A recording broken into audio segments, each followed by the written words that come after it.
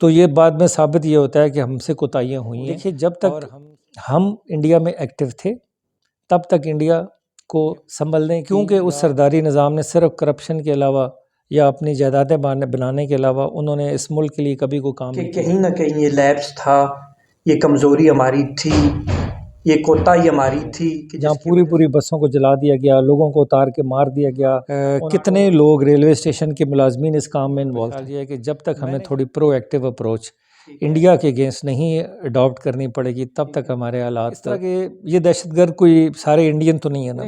देखो लोकल है इंडिया हमारे सामने है, दोनों मुल्क एक ही साथ आज़ाद हुए हैं, उनकी आप माशियत देखें और अपनी देखें क्योंकि ऑलरेडी वो क्वेटा के अंदर या बलूचिस्तान के अंदर बहुत एक्टिवली काउंटर इंसर्जेंसी में इन्वॉल्व है। शायद मैं महसूस करता हूँ कि आपको लाजमी इमरान खान को उस दायरे में शामिल करना पड़ेगा। जिस तरह का अमल वो करेंगे हम उसका रिएक्शन उससे डबल देंगे। या उससे हमारे साथ मौजूद है जी कर्नल रिटायर्ड फरूख मलिक साहब, जिनका पस मंज़र एक फ़ौजी हैं लेकिन ये सोशल लाइफ में बहुत ज़्यादा एक्टिव हैं। तो आज हम इनसे थोड़ा सा सियासत पे हल्का सा टच, इसके अलावा जो करंट इश्यूज चल रहे हैं उन पे थोड़ी सी डिस्कस करेंगे। कर्नल साहब टाइम देने का बहुत शुक्रिया सर बड़ी आपका। मेहरबानी आसिम भाई आप आए, थैंक यू आपकी सर, बहुत बहुत मेहरबानी। शुक्रिया। सबसे पहले सर ये जो जाफर एक्सप्रेस वाला जो वाक़या था, काफ़ी हमें लॉस उठाना पड़ा फ़ौजियों का, हमारे जो जवान थे उनके हवाले से। सर ये आप भी चूँकि साबका फ़ौजी रहे हैं, अफ़सर फ़ौजी ऑफ़िसर रहे हैं, कमीशन में हैं, कर्नल रिटायर्ड आप हैं, तो सर ये देखिए ये कहाँ क्या समझते हैं ये लैप्स कहाँ पे आया है कि एक साथ 100 के करीब हमारे जवान जा रहे हैं, उनके साथ फैमिलीज़ भी हैं, लेकिन वो निहत्ते जा रहे हैं, सिक्योरिटी के मामलात नहीं थे। ये सवाल ज़ुबान ज़द-ए-आम है।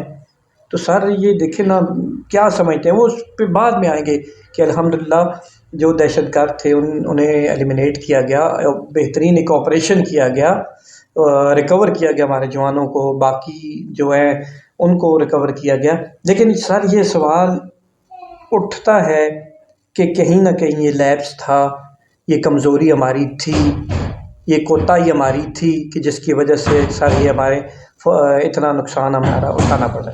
ये जो जाफ़र एक्सप्रेस का वाक़या है वो हमारी जो दहशतगर्दी की एक लहर है, या आप समझें कि जब से ये दहशतगर्दी पाकिस्तान में शुरू हुई है उसका सबसे इंतहाई एक सीरियस, जिस तरह आप इसको मेरे हिसाब से आप इसको आर्मी पब्लिक के वाक़े के साथ इसको रिलेट या अटैच कर सकते हैं जी, उस जितना सीरियस वाक़या था। क्योंकि ट्रेनें पाकिस्तान में चल रही हैं, ट्रांसपोर्ट चल रही है, बसों में तो वाक़यात देखिए बहुत हुए हैं, जहाँ पूरी पूरी बसों को जला दिया गया, लोगों को उतार के मार दिया गया, उनको शनाख्ती कार्ड दे के रंग और नस्ल की बुनियाद के ऊपर उनको टारगेट किया गया। ये भी बिल्कुल एक उसी नौइयत का वाक़या था। और ये असल में प्रॉब्लम ये है कि ये जो दहशतगर्द होते हैं उनके हाथ में या उनके पास इनिशिएटिव, टाइम, मौका, महल, जगह सेलेक्ट करना, ये सारे जो अवामिल हैं, ये उनके पास इन सारे जो है एक होता है उनके पास एक अपनी मर्ज़ी की जगह सेलेक्ट करते हैं, अपनी टाइम के हिसाब से अपने टारगेट जो चूज़ करते हैं। फिर ये है कि अब मोबाइल के आने से चीज़ें बड़ी आसान हो गई हैं। अब देखें इसके अंदर जब ये इन्वेस्टिगेशन होगी चंद दिनों बाद पता चल जाएगा कि जी कितने लोग रेलवे स्टेशन के मुलाजमीन इस काम में इन्वॉल्व थे। मैंने जब एज अ फ़ौजी मैंने टिकट लेना है तो मेरा वहाँ रैंक और नाम लिखा जाता है। रेलवे स्टेशन के ऊपर भी जितने लोग वहाँ हमारे फ़ौजी थे, हवालदार थे, बाकी थे, सूबेदार थे, मेरा ख़्याल है चंद अफसर भी थे, वो जितने लोग थे जब वो टिकट लेते हैं तो क्योंकि हमारा आर्मी का टिकट जो होता है वो कंसेशनल होता है, वो रियायती टिकट होता है, तो वो फिर पूरे उसका डॉक्यूमेंट बनता है और वो टिकट की प्राइस अलग होती है, तो वो नाम आ जाता है। ठीक है, लेकिन सर यहाँ पे एक सवाल ये उठता है कि लास्ट दिसंबर में 3 माह कबल कोयटा रेलवे स्टेशन पर एक धमाका होता है सर, और कमोबेश 24 के करीब हमारे जवान वहाँ भी शहीद होते हैं अच्छा, सर। वो भी वहाँ सिक्योरिटी पे लैब्स था, वो भी जी ये जी मैं बार समझ। बार वही सवालात उठते हैं। सबसे सॉफ्ट टारगेट ट्रेन का था, कोई उसके साथ सिक्योरिटी नहीं है, सिर्फ चंद पुलिस एहलकार जिनके पास कुछ 40 से लेकर 60 के करीब उनके पास कारतूस थे या गोलियां थी। असल में आप ये एक सिक्योरिटी लैब्स है और ये जो भी इस बेसिकली देखें ट्रेन की सिक्योरिटी जो है वो हमारी रेलवे पुलिस होती है जो पूरे पाकिस्तान में है। ये ट्रेन की एक्सक्लूसिवली सिक्योरिटी है और रेलवे पुलिस के ज़िम्मे होती है। अब हमारी जो डिफेंस फोर्सेस हैं उनके पास इतनी, क्योंकि ऑलरेडी वो क्वेटा के अंदर या बलूचिस्तान के अंदर बहुत एक्टिवली काउंटर इंसर्जेंसी में इन्वॉल्व है, तो उनके लिए बहुत मुश्किल होता है कि वो हर उस अमल में भी, उस काम में भी अपने आप को इन्वॉल्व करें जो उनकी ड्यूटी नहीं है। तो लेकिन फिर भी जब इतने ज़्यादा लोग ये तो हो जाना चाहिए कि इतनी तादाद अगर से ज़्यादा मुसाफिर फौजी हमारे जवान अगर सफ़र करेंगे तो उनके लिए खुसूसी मैयर लेने पड़ेंगे। नहीं वो, हाँ वो मेरा ख्याल है वो करना चाहिए। और वो हम जब भी हमारे, मैंने जो हमने एक्सपीरियंस किया है मुस्तकबिल में भी किया है कि जब भी हमारे कोई बड़ा दहशतगर्दी का वाक़या आता है और जब उसकी इन्वेस्टिगेशन होती है तो ये बाद में साबित ये होता है कि हमसे कोताहियाँ हुई हैं और हमसे जो फिर अदारे अपनी कोशिश करते हैं चीज़ों को ठीक करने की, और इंशाअल्लाह अल्लाह ताला करम करेगा पाकिस्तान के ऊपर। ये जो वाक़या है ये किसी एक अदारे का फेलियर नहीं है, ये हमारा कलेक्टिव फेलियर है जो पिछले कई दहाइयों से चल रहा है। और उसके अंदर जो मैं सबसे ज़्यादा जो ब्लेम करूँगा वो बलूचिस्तान के सियासतदानों का ब्लेम करूँगा कि वो जो सरदारी निज़ाम है उसने, उस सरदारी निज़ाम के अंदर रहते रहते जो नौजवान नस्ल है वो उससे मुतनफ़र हो गई है, तंग हो गई है, क्योंकि उस सरदारी निज़ाम ने सिर्फ करप्शन के अलावा या अपनी जायदादें बनाने के अलावा उन्होंने इस मुल्क के लिए कभी कोई काम नहीं किया, ख़ास तौर पे अपने सूबे के लिए कोई काम नहीं किया।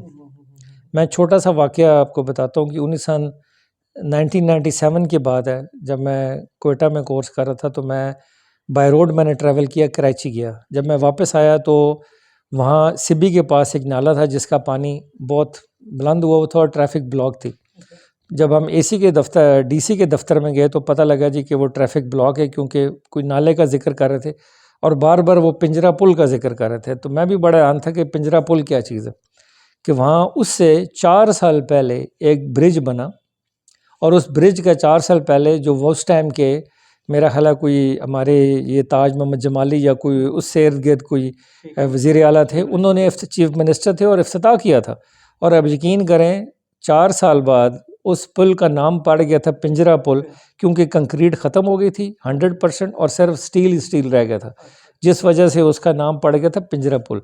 तो अब भी मैं इस जो पिछले फ्लड आए उसके अंदर भी मैं टीवी पे मैंने 1-2 डॉक्यूमेंट्री देखी इस फ्लड से हवाले से, तो अब भी वहाँ इसी तरह की एक्टिविटी हो रही थी और वही पिंजरा पुल भी वही कह रहे थे। अच्छा, तो ये तो चल अच्छा सर, एक तो ये सर, दूसरा जो सबसे बड़ा वहाँ पे हमारे लिए मसला है BLA, जो फैक्ट है बलूचिस्तान लिबरेशन आर्मी।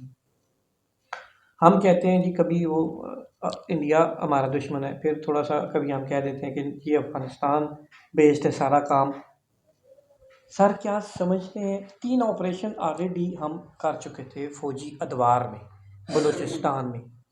तो आप क्या समझते हैं कि उनके साथ नेगोशिएट होना चाहिए या सिर्फ बंदूक की ज़ुबान वो समझेंगे? क्या आपका अंदाज़ा है सर? देखिए, अब जो आपने अगर डीजी ISPR की प्रेस कॉन्फ्रेंस सुनी तो उन्होंने कहा कि जी अभी हमने जो रूल्स ऑफ द गेम है वो हम चेंज कर रहे हैं, और उन्होंने बहुत क्लियर टर्म में बताया कि rule of the game change करने का मकसद ये है कि अब हम उनकी जिस तरह का अमल वो करेंगे हम उसका रिएक्शन उससे डबल देंगे या उससे मिलता जुलता रिएक्शन होगा। तो मुझे लगता है कि अब ये जो आखिरी ये जो जाफ़र एक्सप्रेस का वाक़या है, इसके बाद देखें ये इस तरह के ये दहशतगर्द कोई सारे इंडियन तो नहीं है ना, देखिए लोकल है। तो जब भी आप इस तरह का ऑपरेशन करते हैं तो सिर्फ अकेला जो है वो जो मतलब आप उसके अंदर गरीब लोग भी जो कि जिनकी इन्वॉल्वमेंट नहीं होती वो भी इन्वॉल्व होते हैं, फिर पूरी एक आबादी एक कम्युनिटी सफ़र करती है। तो ये वो जो स्टिक एंड कैरेट वाली पॉलिसी है ना, जब तक वो अडॉप्ट नहीं की जाएगी, साथ साथ आप नेगोशिएट करें, नेगोशिएट करने के साथ साथ आप जो है वो जो एलिमेंट्स हैं जो कि दहशतगर्दी, उनका भी फोकस रखें और उनको भी कोई भी उसके जो रिएक्शन है उसके बदले में उससे डबल रिएक्शन जब तक आप नहीं देंगे और तब तक ये मामला ठीक नहीं होंगे। और इसके अंदर जो बाकी इन्वॉल्वमेंट है इंडिया की होगी, इन्वॉल्वमेंट अफ़गानिस्तान की होगी। देखिए जब तक हम इंडिया में एक्टिव थे तब तक इंडिया को संभलने की या वो अपनी हालात ठीक करने में लगे रहते थे। जब से हमने अपने आप को उससे विड्रॉ किया उनको हमने एक टाइम दिया, स्पेस दी, तो वो हमारे पीछे बुरी तरह पड़ गए। तो मेरा ख्याल है, ज़ाती तौर पे ख्याल ये है कि जब तक हमें थोड़ी प्रोएक्टिव अप्रोच इंडिया के अगेंस्ट नहीं अडॉप्ट करनी पड़ेगी, तब तक हमारे हालात। क्या समझते हैं कि मौजूदा हुकूमत, मरकज़ में कोalition गवर्नमेंट है, पंजाब में नून लीग मरीम नवाज़, जबकि KPK में PTI है, सिंध में पीपल्स पार्टी है, तो क्या समझते हैं कि जो वफाकी हुकूमत है या पंजाब स्पेसिफिक पंजाब जो है कैसा कंट्रीब्यूट कर रही है, कैसे उसकी सर आप देख रहे हैं? देखिए आसिम भाई, हालात पाकिस्तान के बेसिकली तो ये इकनॉमिक्स का दौर है, ठीक है जी। और वो जो अभी आपके ट्रम्प के आने के बाद आपको पता चल गया कि ये वॉर ऑफ जो टेरर, वो जो वॉर ऑफ टैरिफ है या जो इकनॉमिक लड़ाई है, अभी पूरी दुनिया में वो शुरू हो गई है। और आपने देख लिया कि जी वो यूक्रेन के साथ क्या किया जा रहा है, ठीक है जी। पूरा यूरोप और अमेरिका मिल के उनकी लड़ाई लड़ा था, और अभी एकदम ट्रम्प साहब के आने के बाद हालात बिल्कुल बदल गए और यूक्रेन बिल्कुल अकेला रह गया या यूरोप भी अकेला रह गया। तो अब तो देखें, हर मुल्क का सर्वाइवल तभी है कि वो अपने आप को मजबूत करे और अपने पाँव पे खुद खड़ा हो।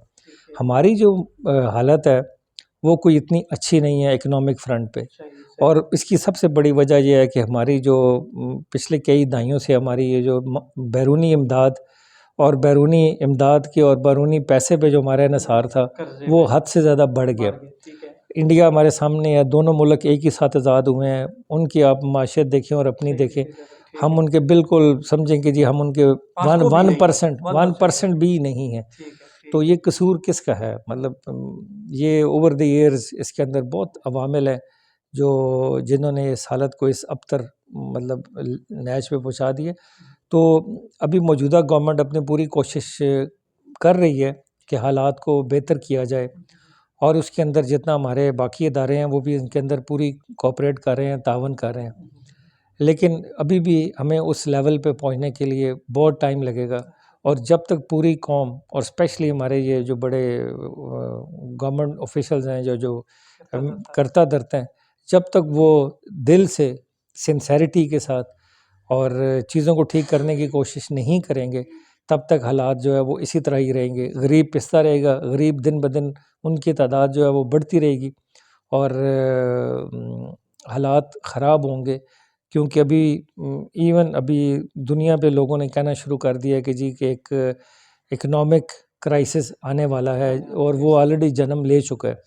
तो अगर वो खुदा न खास्ता वो आ गया, तो फिर हमारे जैसे गरीब मुल्क किधर जाएंगे? क्योंकि इमरान, इसमें कोई शक नहीं कि इमरान खान पाकिस्तान का एक इंतहाई पॉपुलर लीडर है, उसके पीछे फ़ैन फॉलोइंग है, और उस चक्कर में अगर आपने सबको एक साथ लेके चलना है, तो शायद मैं महसूस करता हूँ कि आपको लाजमी इमरान खान को उस दायरे में शामिल करना पड़ेगा, उस नेगोशिएशन का हिस्सा बनाना पड़ेगा कि जहाँ आप कहते हैं जी कि वो जो नेशनल एक्शन प्लान बना था, उस 2014 वाले नेशनल एक्शन प्लान में इमरान खान भी शामिल था।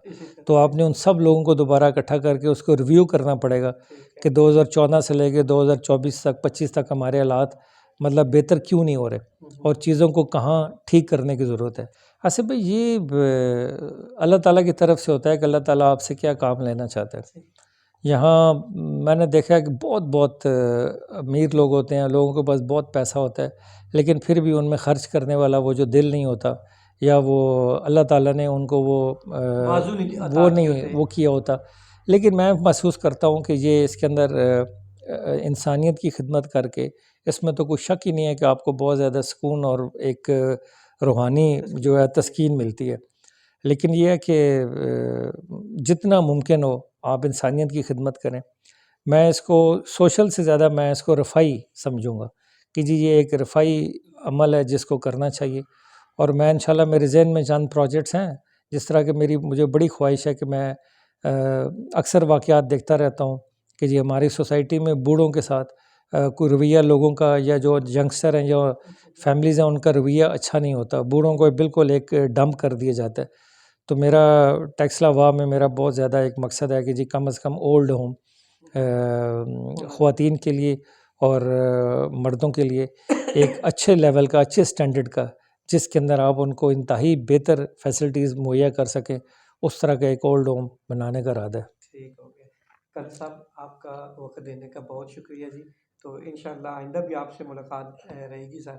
बहुत मेहरबानी बहुत आसिम भाई, शुक्रिया आपका। अल्लाह ताला आपका ओके, हामी और नासिर हो। Thank you sir. ठीक है अल्लाह जी। हाफ़िज़।